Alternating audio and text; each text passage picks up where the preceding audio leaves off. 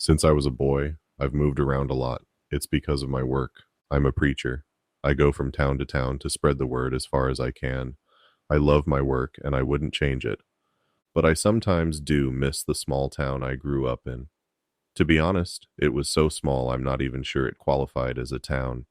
In a place like this, you feel like the world is leaving you behind, like you're frozen in time as everything happens around you. But there are a lot of good things about it that I feel get overlooked. I've never felt a sense of belonging like I did in my hometown. Everyone knew each other, and everyone was a friend. We had a sense of love and community that made life so much more colorful and beautiful. We worked, celebrated, grieved, and endured together as one people, in the good times and in the bad. We didn't have many of the things we do now, especially in a town like that, but we never felt that we needed them anyway.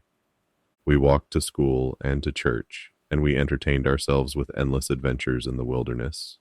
But nowhere is without its dangers, and my home was not an exception. Most families here were very religious, and with that, most of them were very superstitious. The dead were never to be disrespected, and spirits were feared.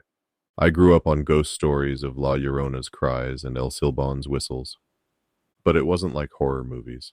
We didn't live in constant dread of oppressive demons and monsters. We treated them as part of the land. Parents would warn their children of spirits the same way they warned us about wild animals or storms. A danger, yes, but not always a fear. Still, my parents didn't take risks with me. I was an only child, and looking back, I can see that both of my parents lived to ensure my future. It was a long walk to school from my house, about an hour and a half one way, but my father would wake up early to go with me to make sure I was safe. We left before the sun was up, and those talks we shared under the desert stars were some of the best times of my life.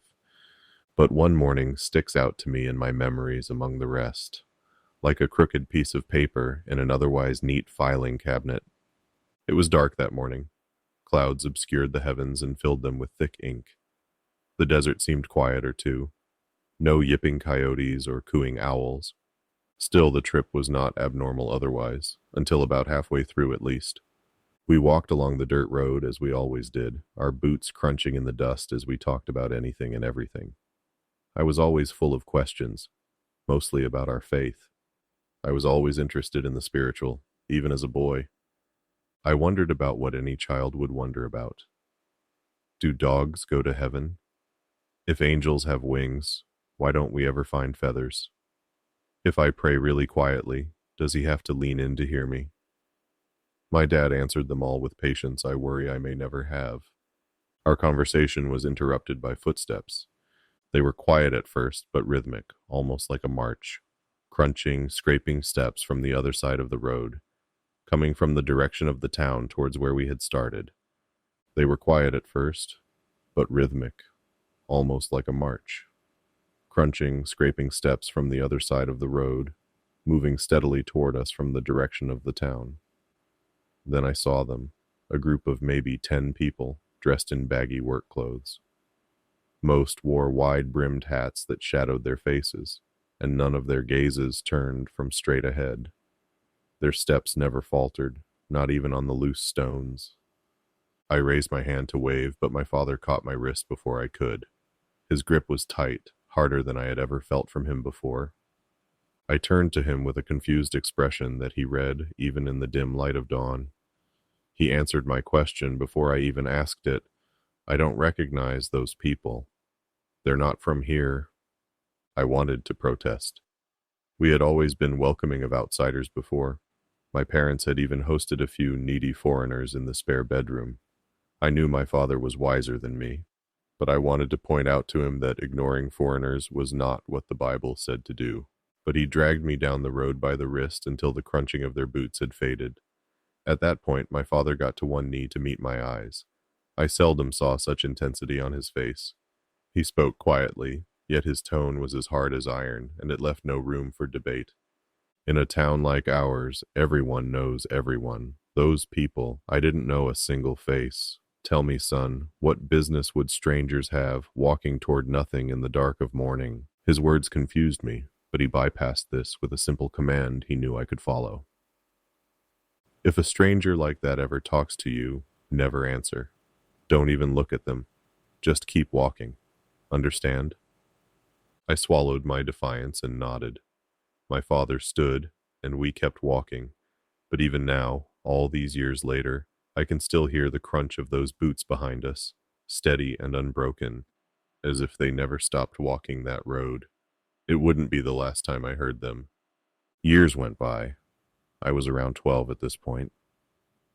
But like I said earlier, time stands still in places like this. My routine was the same. I got up, walked to school, walked home after, and did chores.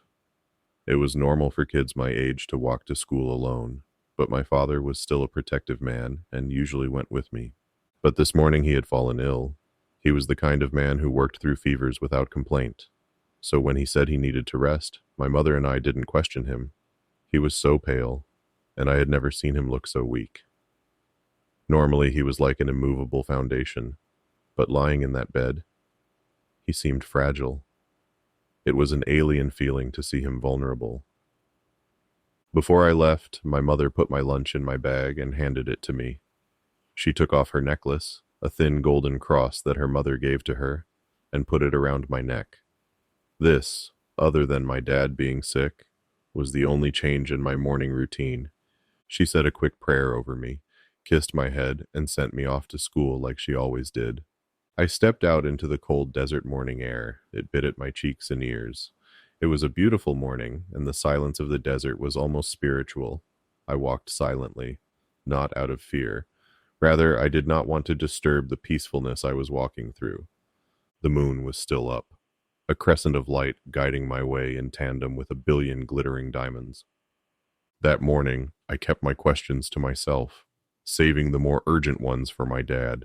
I was so deep in thought that I didn't notice the first few scraping steps behind me. By the time I did, they had already fallen into rhythm with my own. By the time I did notice, they were already in view. A group of what looked like laborers walking to nowhere in the dark hours of morning. By the time I remembered my father's words, "Don't even look at them," it was too late. I had been practically gawking at the leader of the shuffling crowd. I saw his head pivot, the brim of his hat turning to meet my gaze. I looked away as fast as I could, but I saw. For the smallest fraction of a second, our eyes met. And that was enough. My father's words echoed in my head, "Don't even look at them." But then it came, a sound worse than their march. Silence. Every boot had stopped at the exact same instant, scraping dust one last time before falling still. The desert air felt suddenly heavy, the way it does before a storm. I didn't dare look, but I could feel them. Dozens of eyes pressing against the back of my neck. I kept walking. I prayed under my breath that they would just keep walking, that they'd leave me alone. They did keep walking, slowly and in the wrong direction. Every crunch of my boots was answered by theirs, as if we were reflections walking side by side, separated by a river of gravel.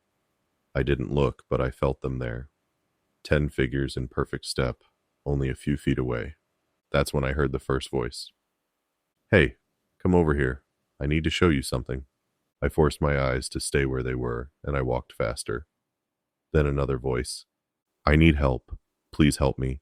Yet a third, "I'm lost. Can you give me directions?" And then a choir of questions, of begging, of demanding. "Your father told me to come get you. Don't you remember me? I found something shiny. It's yours if you want it." I ignored them. I walked faster. They matched my pace. Their voices picked up intensity, snowballing into anger, despair, pleading, screaming, and wailing. "I'm hurt. You can't leave me like this. I know where your house is. If you don't come here, I'll go kill your mama. Stop. Look at me. Come here." Beginning with the desperation of a dying man, weeping like a widow, screaming with rage, yelling with fury. It was unbearable. But still my eyes stayed down. I clutched at my mother's cross, praying softly that they would just leave me alone. That they would just leave me alone. It went on this way for another mile until I reached the city. The moment dirt gave way to tar, they fell silent.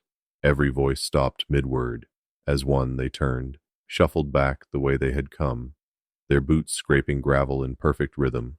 Not one of them looked at me, not one of them stumbled. It was as if I had never been there at all, and the desert was silent again. I never took off that cross again. I saw them again, many times until I moved out of my parents' house. But never again did I look at them. Never again was I tempted to speak to them. I kept my eyes forward and walked, and they did the same. I don't know what would have happened had I listened to their demands, nor do I know what unreachable destination they're walking to. But I do know that my father's words should be abided by. If you ever see faces you don't recognize, just keep walking.